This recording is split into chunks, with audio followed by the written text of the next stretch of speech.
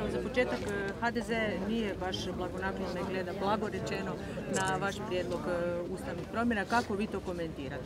Kao prvo, vrlo je važno i značajno i pohvaljujem HDZ da jako se bavi mojim programom. Gotovo svaki dan imaju neki skup ili neku izjavu na tu temu.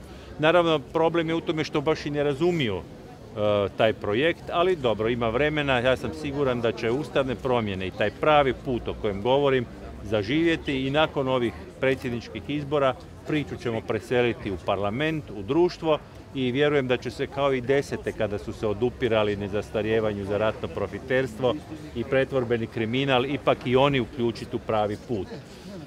Inače, evo, imali smo jednu garnituru pravnika koji su pokušali osporiti pravi put, pa ste vidjeli zapetali su se predsjednik jedno, kandidatkinja drugo, zastupnici i vodstvo treće, pa sam pitao ko pije, ko plaća. Čini mi se da ni danas to nije sasvim jasno.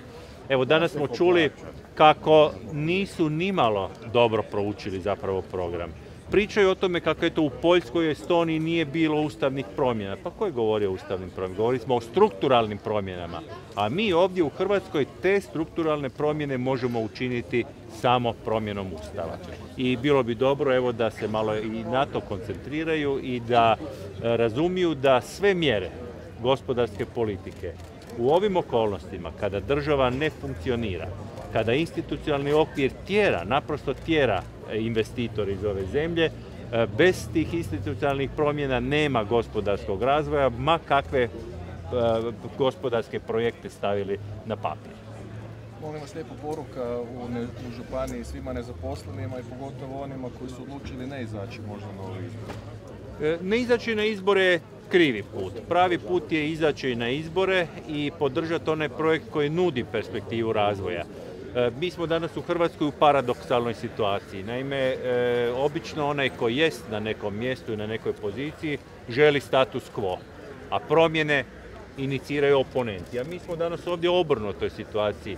Ja koji jesam na poziciji predsjednika želim zadržati tu istu poziciju, predlažući promjene i reforme. A moji protukandidati ne žele nikakve reforme, iako evo, nisu baš sasvim dosljedni. Čuli smo, gospodin Karamarko i HDZ hoće promjene, ali takve da građankama i građanima ukradu pravo na izbor predsjednika.